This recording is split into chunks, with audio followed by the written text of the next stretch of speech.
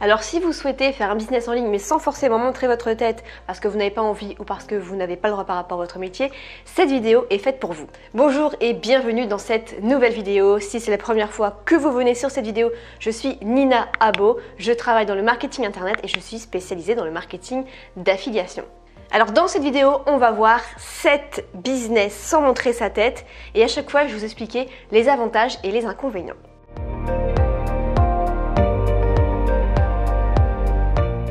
Alors, on commence avec le premier business en ligne qui est le print on demand. Donc, qu'est-ce que c'est le print on demand?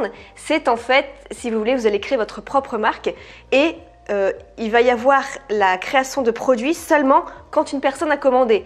Donc, en gros, vous allez économiser l'encre, enfin du moins l'entreprise va économiser l'encre. Donc, les avantages, c'est que déjà de une, forcément, vous ne montrez pas votre tête. Ensuite, il y a aucune expertise de départ qui est exigée puisque là c'est juste la création d'une marque, d'un produit.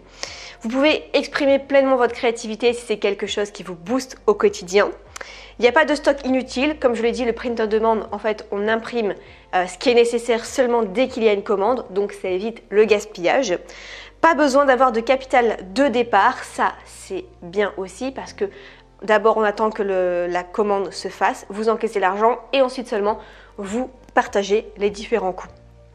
C'est une façon éthique de faire du e-commerce parce qu'on entend beaucoup parler du dropshipping, mais le dropshipping, eh bien, ça va être vendre le produit de quelqu'un d'autre, pas toujours de qualité pour avoir une marge. Là, au moins, vous êtes sûr de pouvoir voir un petit peu votre propre qualité, faire selon vos critères et vendre donc du coup de façon éthique vos propres produits en e-commerce. Et enfin, eh bien, c'est le moyen aussi de monétiser une communauté. Donc, vous pouvez aider un influenceur à monétiser une communauté ou vous aussi si vous en avez une. Donc, voilà, le traditionnel mug ou t-shirt, c'est du print on demand. Par exemple, ce qui marche bien aux États-Unis, c'est du print on demand pour des t-shirts un peu fantasy avec des citations rigolotes. Donc en France, nous on connaît beaucoup les citations assez rigolotes du genre j'ai 50 ans, je suis la meilleure tata du monde, des choses comme ça. Mais aux États-Unis, ça marche bien les citations d'inspiration. Ça marche bien et moi c'est quelque chose que j'ai en tête déjà depuis plusieurs années et que je ferai sûrement dans l'avenir. Maintenant les inconvénients du print on demand, déjà c'est qu'il y a une marge faible forcément sur chaque coût parce que vous avez besoin d'acheter le produit, d'imprimer, de faire le coût de livraison, de faire la publicité. Donc là la marge est assez faible. Il faut avoir forcément une certaine créativité au niveau de ce que vous avez en tête pour le visuel, le graphisme ou les citations. Il faut forcément créer une boutique en ligne, donc ça demande quand même un petit peu de coût, un abonnement, enfin même si aujourd'hui c'est pas pour 20 € par mois, vous pouvez trouver une boutique en ligne. Et il faut forcément un minimum de compétences en graphisme, bien que vous pouvez toujours déléguer cette partie à un graphiste compétent. Deuxième business, c'est le marketing d'affiliation. C'est mon petit bébé. Le marketing d'affiliation, c'est ce que je fais depuis 2013. Donc le marketing d'affiliation, c'est vendre des produits en ligne, des services, des coachings de quelqu'un d'autre. En gros, on va recommander, on va être un apporteur d'affaires. En fait, c'est nous qui allons aider à vendre le produit et toutes les personnes qui passent par notre lien d'affiliation, on touche en moyenne 30% sur la vente. Donc les avantages, encore une fois ici, on n'est pas obligé de montrer sa tête. Il n'y a pas à s'occuper du service après-vente, contrairement par exemple au print on demand où s'il y a un problème de remboursement, de retour, ça vous de vous en occuper. Là, vous ne vous en occupez pas parce que ce n'est pas votre produit à vous. Pas besoin de créer le produit, donc là, gain de temps énorme. Donc gain de temps énorme et d'argent parce que vous n'allez pas perdre du temps forcément à créer un produit qui ne va pas marcher, ni perdre de l'argent parce que le temps, c'est aussi de l'argent. Pas besoin de faire d'études de marché, pas besoin de se creuser la tête à qu'est-ce qui va bien marcher, qu'est-ce qui ne va pas marcher. Le vendeur l'a déjà fait et elle a déjà créé le produit. Donc vous allez pouvoir vendre un produit qui marche déjà, qui a déjà fait ses preuves. Ça c'est super intéressant pour sélectionner un produit à vendre en affiliation. En gros, vous réduisez vraiment totalement le risque de ne pas vendre. Et enfin, c'est idéal aussi pour un débutant qui veut commencer tout doucement dans le marketing d'affiliation, dans la vente sur internet, de business en ligne. Mais c'est bien aussi pour les entrepreneurs plus avancés qui ont déjà des business en ligne, qui ont déjà diversifié un peu leurs revenus, mais qui veulent diversifier encore plus leurs revenus grâce au marketing d'affiliation qui est simple, qui ne demande pas de risques comme la bourse ou l'immobilier. Parce que là, c'est quand même des termes assez techniques, c'est quand même pas mal de risques, des crédits ou mettre de l'argent quand on ne connaît pas toujours le jargon de la bourse. Là, au moins, le marketing d'affiliation, c'est hyper simple techniquement et il n'y a pas de risque de perdre de l'argent puisque vous touchez simplement des commissions si vous faites des ventes. Vous n'avez pas de capital à avancer. Les inconvénients du marketing d'affiliation, c'est que le paiement se fait au bout de 30 jours seulement, c'est pas immédiat. Pourquoi? Parce que c'est par rapport à la politique de satisfait ou remboursé. Les vendeurs préfèrent attendre 30 jours parce que s'il y a des demandes de remboursement dans les 14 ou 30 jours, au moins ça fait pas de souci. Il n'y a pas de souci. Il y a beaucoup de concurrence par contre dans le marketing d'affiliation, des logiciels notamment, il y a beaucoup de concurrence. Des produits qui se vendent très bien, qui ont déjà fait leurs preuves, il y a déjà de la concurrence parce que le marketing d'affiliation c'est simple. Donc il faut savoir se démarquer, mais il y a encore pas mal de choses à faire. Il faut souvent créer un tunnel de vente, donc il faut savoir s'y connaître un minimum en technique. Même si vous prenez, il faut aussi connaître en technique, mais si vous prenez un programme pour apprendre l'affiliation, là on va tout vous expliquer étape par étape de manière hyper simple, donc il n'y a pas de souci. Et enfin, il peut y avoir le risque que les vendeurs stoppent le produit à vendre. Moi au tout début, je comptais surtout sur une seule source de revenus en affiliation. Du jour au lendemain, le vendeur a décidé d'arrêter de vendre son produit. C'était pas évident financièrement parce que j'étais encore étudiante, j'avais pas de revenus à côté à part ça, donc c'était compliqué. Aujourd'hui, heureusement, j'ai à peu près 13 sources de revenus diverses en affiliation pour éviter ce souci. Troisième idée de business, ça va être Google Business. Donc Google Business, qu'est-ce que c'est? C'est que vous savez quand vous tapez par exemple le nom d'une entreprise ou le nom d'un magasin, vous avez sur le côté les étoiles avec les avis, l'adresse, vous avez les horaires aussi. Ou une photo également, et tout ça en fait c'est Google Business. Donc les avantages de faire ça, c'est que vous allez pouvoir faire cette partie, cet encart pour d'autres entreprises. C'est vous qui allez vous en occuper pour elles, parce que ils savent pas toujours comment faire cette chose là. Donc l'avantage encore une fois, c'est de ne pas montrer sa tête sur internet, on fait juste de la prestation de service. Il y a une marge intéressante parce qu'il n'y a pas de coût à avancer pour vous, c'est juste du savoir-faire. C'est facile à mettre en place. Une fois que vous savez comment le faire une fois, vous pouvez dupliquer cette connaissance avec toutes les entreprises qui existent et qui n'ont pas encore mis en place ce système. C'est un business model simple, pas besoin d'expertise à part apprendre une fois comment faire, mais encore vous êtes guidé par Google. Et enfin, c'est en pleine croissance avec le Covid, avec toutes les personnes, toutes les entreprises qui veulent se digitaliser. Google Business devient quelque chose d'essentiel pour le click and collect, pour le prêt à emporter ou pour savoir tout simplement se mettre en avant sur Google. Les inconvénients, eh bien là il va falloir faire ses preuves, montrer qu'on a déjà travaillé avec d'autres entreprises et que ça a boosté leur visibilité par rapport à ça, que ça les a aidés à faire face au Covid ou alors à une baisse de chiffre d'affaires. Il faut apprendre aussi à convaincre parce qu'il y a beaucoup d'entreprises qui vont dire non, moi j'en ai pas besoin, je vois pas l'intérêt de faire ça, c'est pas une priorité, donc il faut apprendre à convaincre. Il faut savoir montrer qu'on peut apporter vraiment une valeur en plus en faisant ça. Et enfin, il faut un rapport de confiance assez fort parce que vous pouvez être aux commandes par exemple du compte Google de la personne. Donc il faut quand même une certaine confiance entre les deux. Donc il faut savoir créer votre confiance sur Internet. Quatrième business, ça va être Amazon KDP. Donc Amazon KDP, qu'est-ce que c'est? C'est vendre des livres sur Amazon. Vous êtes votre propre auteur, vous êtes en auto-édition. Vous n'avez pas besoin de passer par un éditeur.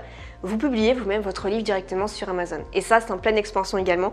Donc les avantages, toujours de ne pas montrer sa tête. Pas besoin d'avancer les frais. Ça, c'est intéressant. Vous pouvez mettre gratuitement en fait surtout les livres Kindle sur Amazon KDP. Donc moi-même, je suis passée en auto-édition pour mon propre bouquin sur le marketing d'affiliation. Vous pouvez créer toutes sortes de livres. Ça peut être des livres de fiction, des livres pratiques, des carnets, des sortes de petits, vous savez, des carnets, par exemple des carnets pour écrire ses rêves, pour écrire ses comptes. Ça marche super bien sur Amazon. Amazon, forcément, c'est la boutique en ligne mondiale numéro 1. Donc là-dessus, il y a déjà un trafic énorme. Vous avez déjà la clientèle qui est là, prête à acheter vos livres. Il n'y a aucun abonnement à payer, contrairement à Amazon FBA. Amazon FBA, c'est pour les vendeurs qui vendent des produits sur Amazon. Eux, ils doivent payer quand même 39 € par mois. Vous, ici, pour vos livres, vous n'avez rien à payer. Et enfin, il n'y a aucun service après-vente à gérer parce que ça va être le service Amazon qui va s'occuper pour vous du service après-vente si jamais il y a des demandes de remboursement du livre ou des carnets.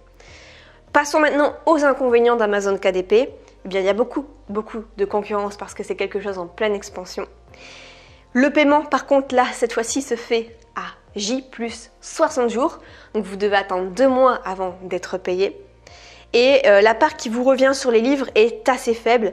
On on compte environ 70% sur les e-books et 60% sur les livres au format papier. Donc c'est toujours mieux que passer par un éditeur, mais il faut savoir, un livre déjà ça coûte pas très cher, et sur le livre vous allez gagner que 60 à 70% sur le revenu total. Autre idée de business qui est ici une idée toute fraîche, ça va être de créer des podcasts payants. Donc le podcast, forcément au niveau des avantages, toujours pas besoin de montrer sa tête. Donc en fait si vous voulez, il y a Apple qui va créer ce mois-ci les podcasts payants. C'est en pleine expansion aux États-Unis, et Spotify aussi va faire la même chose. Donc on peut avoir des podcasts désormais qui vont être payants. Donc je vais m'expliquer juste après. Comment ça va se passer pour monétiser le podcast payant? Plusieurs options possibles. Donc ça peut être l'écoute sans publicité, ça peut être l'accès à des contenus supplémentaires que vous allez créer, ça peut être des épisodes exclusifs ou alors encore en avant-première. Donc toutes ces façons de faire, vous allez pouvoir monétiser votre podcast. Et si vous avez déjà une audience, c'est l'idéal. Et vous allez gagner 70% du montant des abonnements. Au niveau des inconvénients pour le podcast, donc il faut quand même avoir une certaine expertise sur un sujet. Il va falloir quand même acheter un matériel de micro assez intéressant. Moi j'ai un petit micro, mais il coûte quand même 120 € je crois. Mais vous savez, vous allez devoir acheter un micro Rode ou un micro Yeti là, pour vraiment avoir un son de qualité.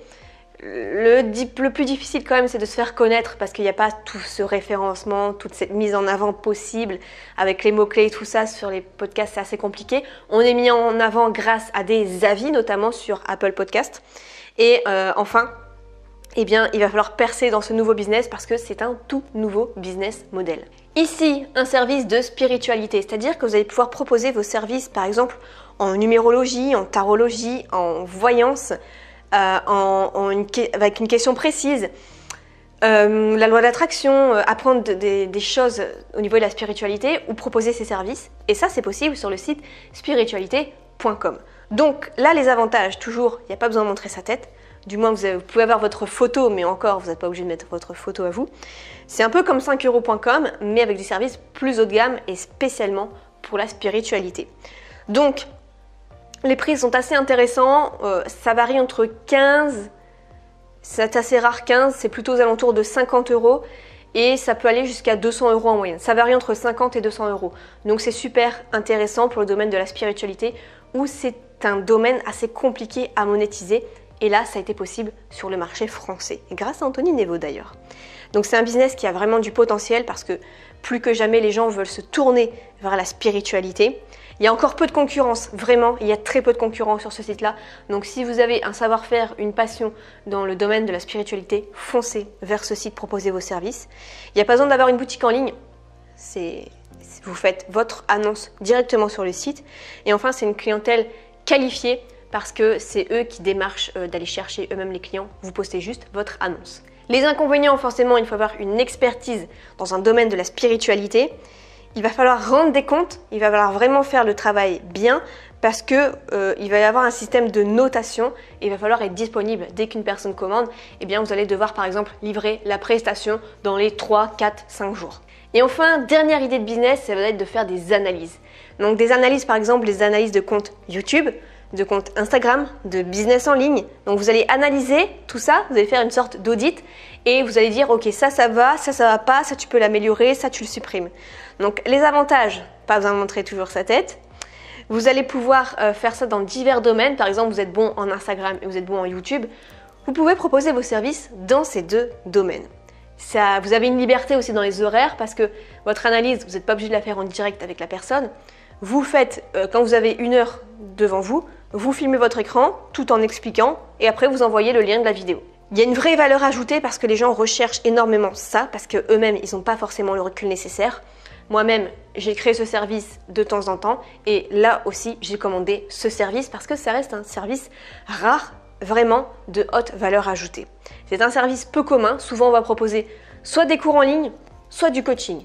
Mais il n'y a pas un entre-deux où juste on te demande d'analyser ce que tu as déjà fait. Donc ça, c'est top. Et enfin, vous pouvez mettre un prix vraiment élevé, parce que ça demande vraiment une réelle expertise. Et enfin, les inconvénients, eh bien, il va falloir se faire connaître. Il va falloir montrer que ce que vous avez fait avec vos précédents clients, ça a porté ses fruits. il faut forcément avoir une expertise pour faire une analyse. Donc là, je vous ai cité Instagram, YouTube, business en ligne, mais vous pouvez faire ça par exemple dans le domaine, je sais pas, plutôt en ligne, c'est plus simple, mais dans n'importe quel domaine. Parce que ici aussi c'est bien parce que c'est la clientèle qui peut vous choisir.